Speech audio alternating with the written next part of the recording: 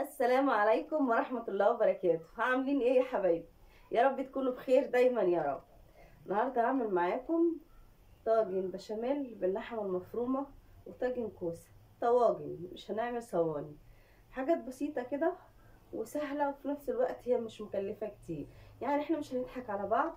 نص كيلو مفروم من بتاعة الجيش ب55 جنيه هيعمل لنا طاجنين مكرونة، وهيعمل لنا طاجن كوسة بالبشاميل. يلا بينا نقول مقاديرنا ونسمي الله. بسم الله. انا هنا حطيت المية بتاعتي على النار، حطيت الحلة فيها المية. بصوا بقى، انا هقرب لكم كده ايه الدنيا عشان تشوفوا انا هعمل ايه. الحلة بتاعتي فيها مية، هحط كيلو مكرونة. انا هعمل كيلو مكرونة، هعمل بيهم طاجنين. وادي الملح بتاعي تمام. وعندي الحلة دي هبتدي اقطع فيها. لا، مش هقطع فيها، مش هعمل البصلة دلوقتي. هبتدي اعمل فيها البشاميل علشان يبقى البشاميل بتاعي على جنب كده واقدر اتحكم فيه. وبعد كده احمر البصلة. خلاص شايفين؟ مش لو فيها اي حاجة تنشف بقى كده على النار. ونجيب المكرونة بتاعتنا كده. وعندي هنا نص كيلو المفروم،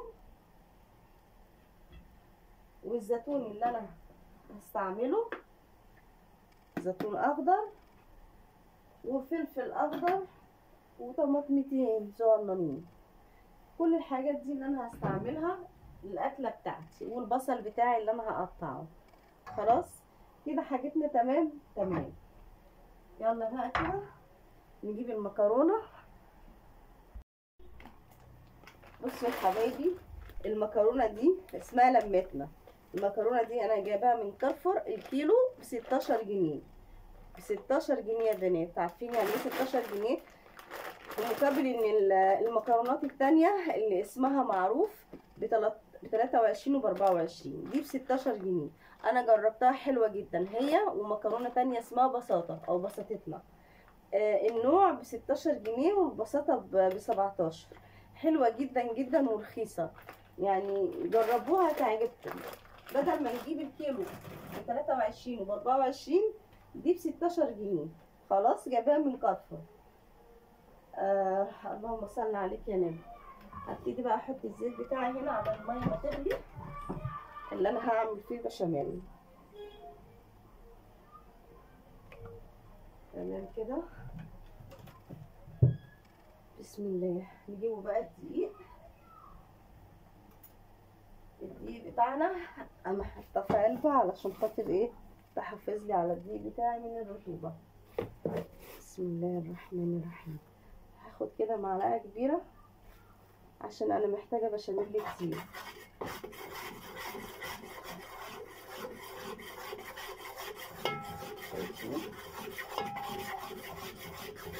طول ما انت بتضربي كده الدنيا حلوه قوي معاكي.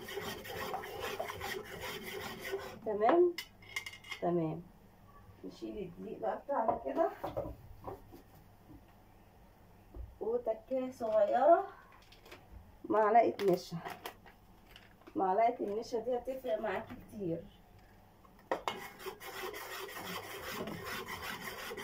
ده هفضل اقلب كده على طول، تقليب مستمر، ما توقفيش ايدك.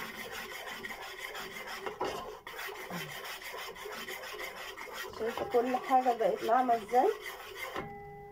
تعالي اقرب لك كده عشان تشوفي انا بعمل ايه. حطيت على الدقيق معلقه نشا كده تمام. انزل باللبن بتاعي. انا جايبه كيلو لبن علشان خاطر عايزه بشاميل كتير. بسم الله.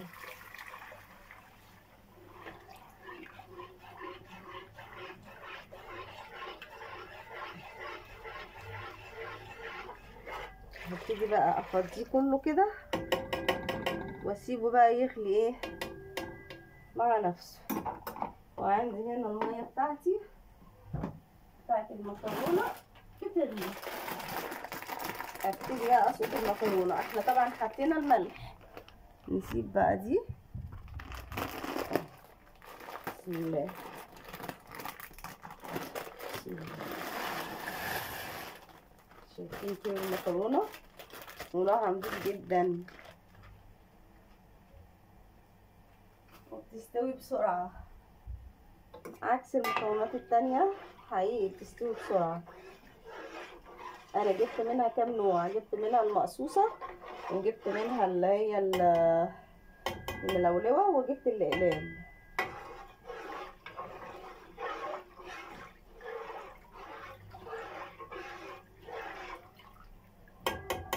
سيبيها بقى ايه تغلي كده مع نفسها وتعيش حياتها، واحنا واقفين برضو نقلب فيها.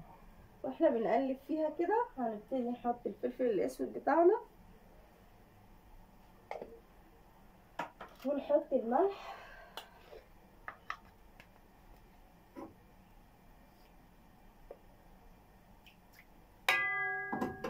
عشان لما تستوي تبقى مستوية وفيها كل البهارات بتاعتها اللازمة.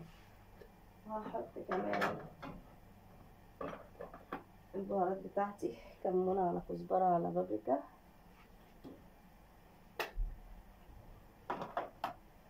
وكمان مكعب مرقة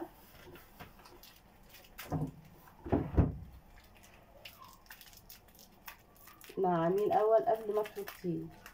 نعميه الأول.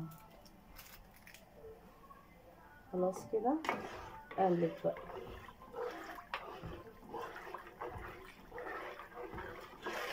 خلصنا كده من البشاميل وعندنا المكرونه على العين دي.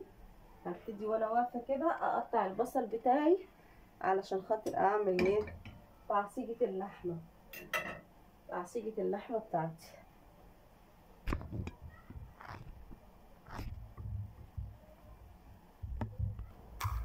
بصوا بقى يا حبايبي، انا قطعت البصل بتاعي. شايفين الكميه دي اللي هتساعدني ان هي ترمي لي لحمه كتير.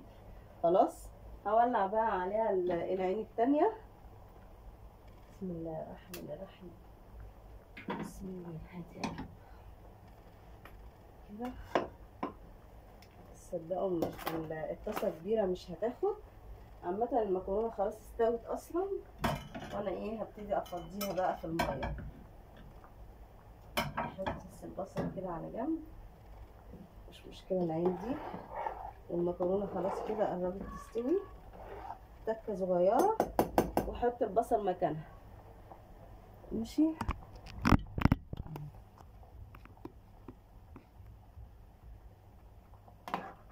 البشاميل بتاعنا لسه على النار على مهله، واحده واحده كده واحنا مع بعض. يعني هو ابتدى يربط سنه يعني.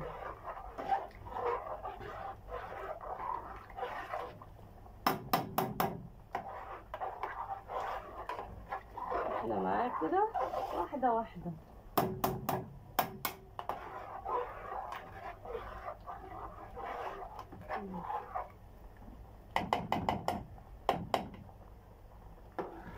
مكرونتنا، شايفين المكرونه لونها عامل ازاي؟ والله جميل. 17 جنيه ولا 16 جنيه مش حاجه، احسن من اللي بنشتريها بالشيء الفلاني.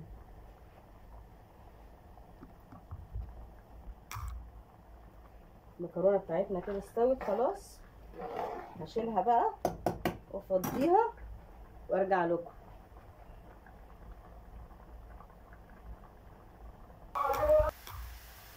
جماعه اللي بيعدوا دول بيبيعوا خضار، يعني مش بينادوا كده على البيوت، لا ده كانوا بيتكلموا في السما. تلاقي الواحد حاطط ميكروفون كانه يعني بيكلم عماير 20 دور و25 دور. البشاميل بتاعنا كده على وشك خلاص ان هو هيخلص.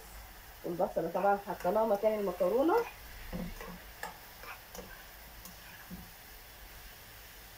حطينا الزيت خلاص. البشاميل بتاعي بقى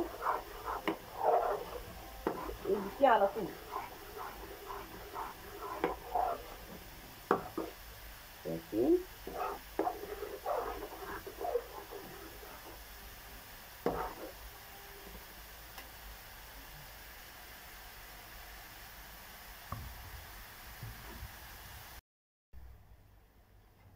بصوا بقى كده يا حبايبي البشاميل بتاعنا كده هو تمام. وانا عايزه المستوى ده خلاص هطفي كده عليه. تمام. والبصله عندي هنا كده لسه برضو ايه محتاجه ان هي تحمر تاني، عايزينها تحمر خالص يعني. لما بتحمر خالص بتدي طعم حلو. هحط لها شويه ملح كده تستوي بيهم، مش كتير يعني، بس بيفرق كتير والله. لما بتحط شويه ملح مع البصله وهي بتحمر بتفرق كتير جدا. خلاص. وانا واقفه كده بقى بقطع الفلفل بتاعي، بقطع الفلفل اللي هحطه عليها، وطماطميتين كده صغننين شايفين، بحيث بس ان انا ايه اديها طعم مش اكتر.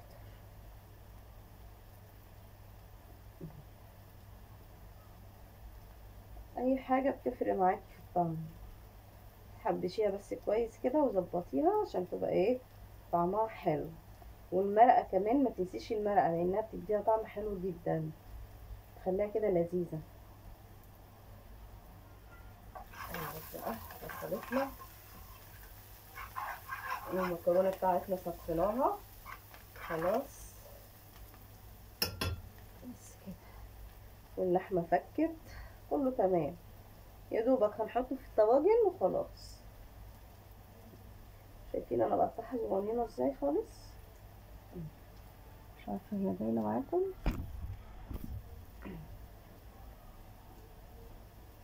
بقطعها صغيره خالص.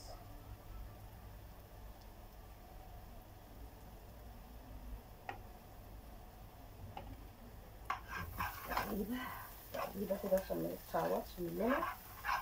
انا معليه النار بتاعتي على الاخر.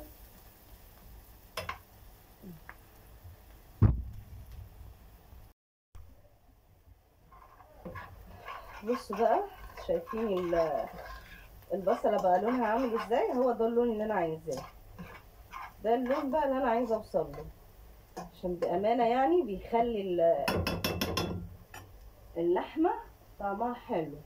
بسم الله كده بقى اقلب اللحمه مع البصل. شايفين فكت ازاي؟ بص اللحمه ما فيهاش لون ازاي، مش زي اللي بتتباع بقى بيبقى حاطط لها لون احمر بقى والشغل ده، لا اللحمه دي نضيفه. حط بقى بهاراتك وظبطيها عشان تطلع معاكي طعمها حلو. كل ما حطيتي بهارات وظبطتي الطعم كل ما البشاميل بتاعك بيطلع طعمه حلو، والولاد بيقولوا لك واو طعمها لذيذ. حتى لو كانت اللحمه قليله هنحط طبعا شويه ملح مش كتير عشان انا حاطه على البصل، وهقلب وهدوق يعني مش هحط خلاص لا. اهو شايفين بسم الله ما شاء الله عليه.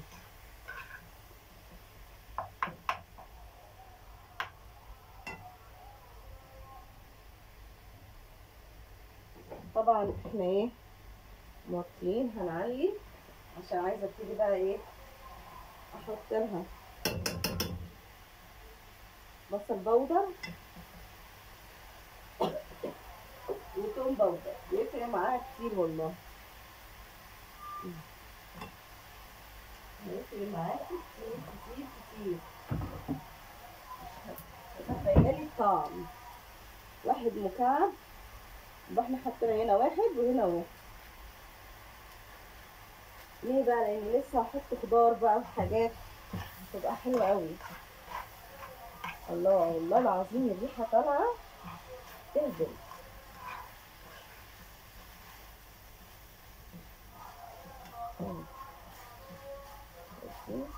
موضوع البياعين ده انا بعاني منه جدا.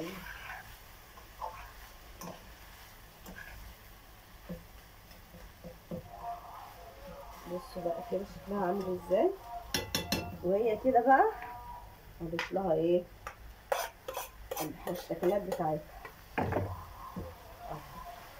هتفرق معاها 180 درجة بجد، هتفرق معاكي.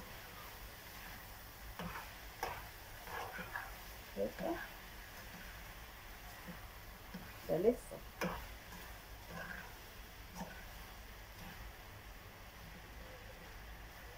ريحتها طالعه حلوه قوي قوي.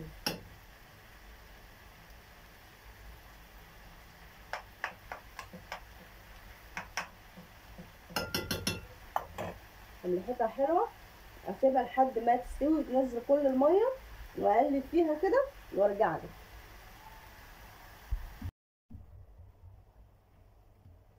كده يا حبايبي، حبيبتنا دي خلصت تمام. هننزلها من على النار ونحط الطاسه التانيه دي علشان خاطر اشوح الكوسه اللي انا هحطها في البشاميل. تمام. بصوا بقى معاها كده حبه زيتون مخلي. بحب انا قوي الزيتون المخلي في المكرونه. بصوا اللحمه بقى عملت ازاي، شايفين الصوص بقى عامل ازاي وطعمها تحفه والله. شايفين كده هي تمام وجاهزه على الحشو على طول. حابه تحطيها في نص المكرونه تمام، حابه تلخبطيها بقى كلها تمام، حابه تحطيها في قعر الطاجن وتعملي الطاجن عليها وتقلبيها برضو شغاله. دي معاكي ودي معاكي. احنا هنركنها دلوقتي على جنب علشان خاطر مش محتاجينها لسه دلوقتي. تمام كده اهي قدام مننا. ونيجي بقى للطاسه التانية، حبه زيت كده صغيرين صغيرين مش كتير. الطاسه بس بتاعتي تسخن كويس وابتدي بقى ايه انزل الكوسه كلها فيها واشوحها.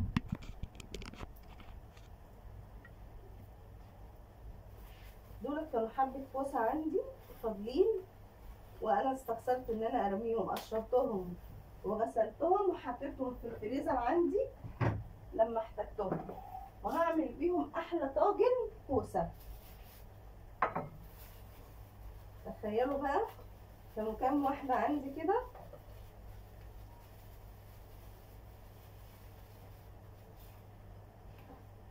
طلعتهم من التلاجة اهم لسه يمكن كمان يعني ما فتحوش اهو. شايفين اهو. الطاسه بتاعتي سخنت وهنزل بسم الله كلهم مره واحده كده. هديهم الصدمه والتسبيحه بس واخدهم على الطاجن على طول. شايفين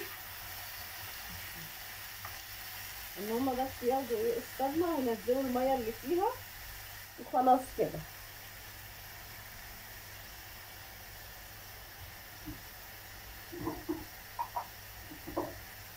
طبعا هما مش هياخدوا طاجن كبير، هياخدوا طاجن صغير. الطاجن الصغير عندي موجود.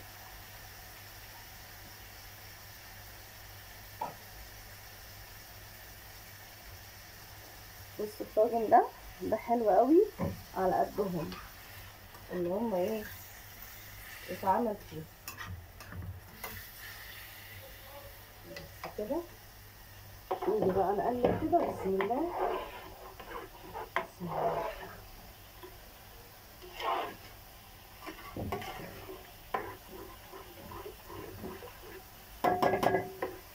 بسم الله. طبعا احنا هنحتاج المغرفة احسن لان دي مخرمة فمش هتنفع معانا.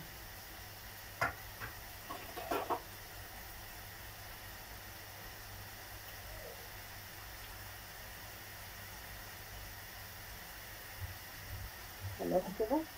خلي بقى دي كده عشان هنحتاجها. نقلب بقى ان احنا ننزل المية بس منها.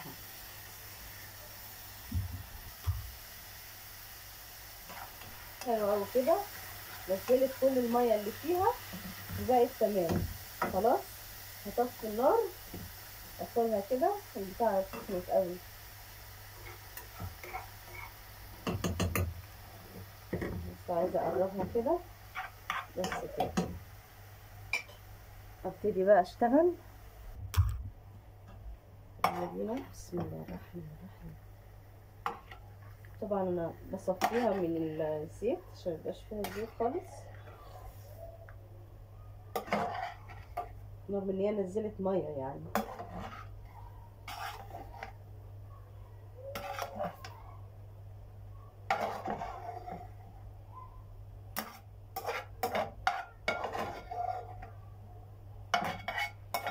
هي بس لو مش سخنه مولعه الايد، انا كنت فضيتها كلها مره واحده، بس الايد مولعه. بس كده على جنب بقى. تعالي انت يا حبيبتي، ناخد منك كده ايه مغرفه. ايوه كده،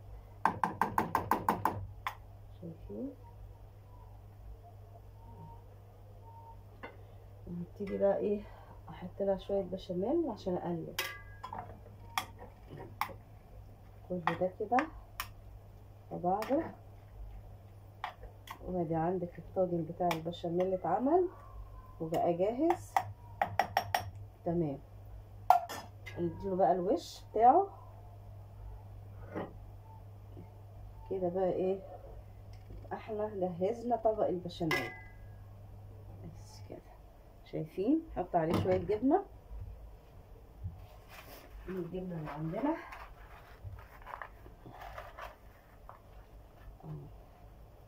يا رب بس تكون باينه عشان خاطر ايه تشوفوا الجمال. الجمال عدى الكلام.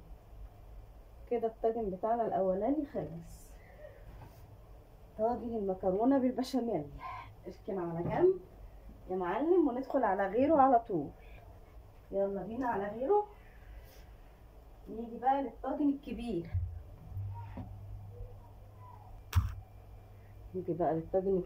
بسم الله الرحمن الرحيم. يا هادي يا رب. حطوا الاول بشاميل في القعر عشان خاطر ايه يبقى متظبط، ونحط المكرونه. بصوا المكرونه بتاعتنا اللي انا بقول لكم عليها،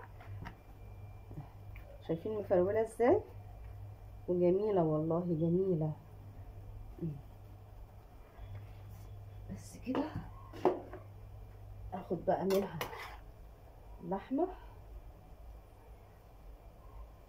واقلب بقى. انا بحب اقلبها في المكرونه، ما بحبش ان انا اخليها كده ايه في النص او على الوش، لا بحب اقلبها في المكرونه. شايفين؟ دي كمان حبه.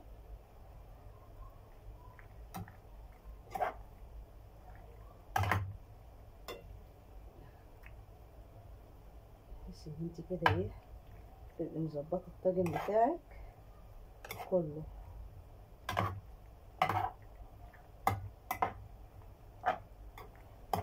كده كل الطاجن اخد، الدنيا بقت تمام معاكي تمام. نفس الكلام على الوش كده، مكرونه بشاميل ولا ايه شايفين؟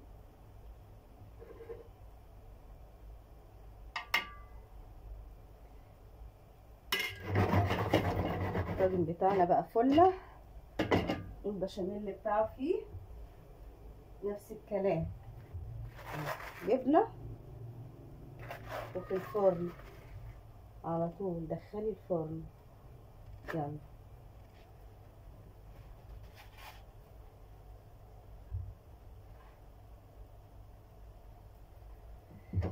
وكده تاني طاجن خلص معانا.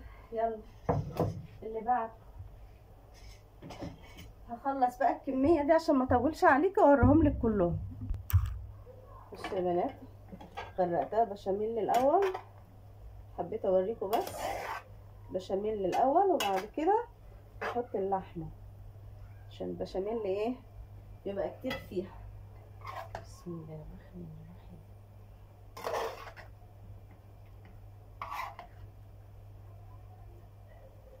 نقلب بقى كده وندخل اللحمه كده فيها مع البشاميل.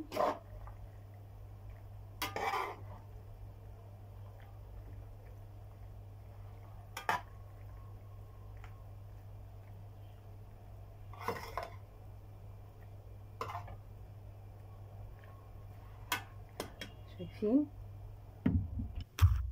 حبايبي كده انا خلصت كده الكميه بتاعتي اللي هدخلها الفرن. عملت الصينيه دي كبيره لان طبعا الطاجن هيطلع صغير عليها، وعملت طاجن وعملت طاجن الكوسه، وفضل عندي شويه لحمه هعملهم سمبوكسه.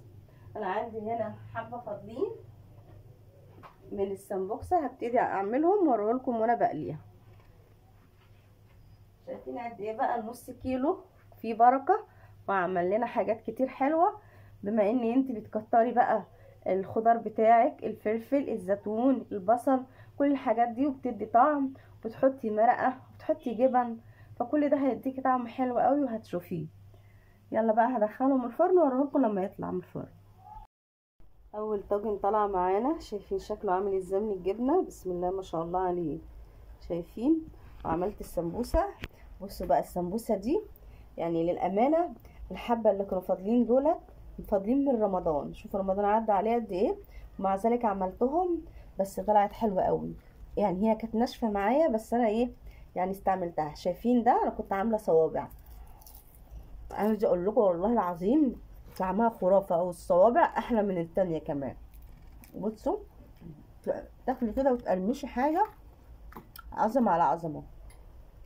لسه بقى الصينيه بتاعتنا في الفرن، ودي اللي طلعت كده. خلصنا طبقين، نستنى بقى لما الباقي يطلع واوريهولكم.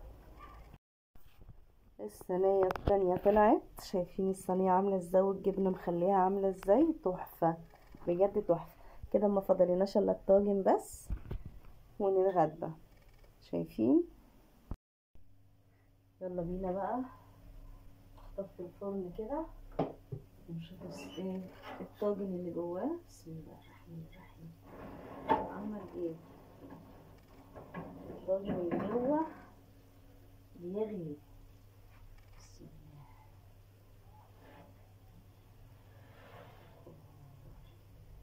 الجبنة ساحت، الدنيا حلوة عنده. بسم الله ما شاء الله.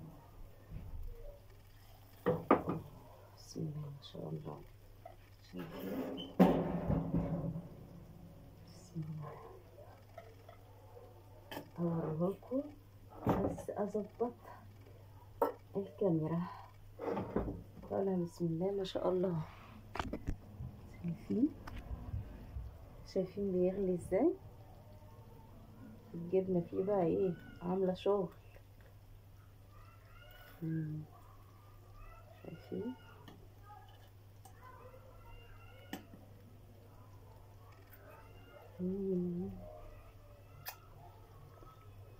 حكاية يا بنات، حكاية بجد. الطواجن عاملة شغل. يا رب بقى تكون عجبتكم، وفكرة حلوة قوي وحاجة بسيطة وعملت لنا حاجات كتير. يا رب تكونوا بقى قدرتوا تستفيدوا، والسلام عليكم ورحمة الله وبركاته.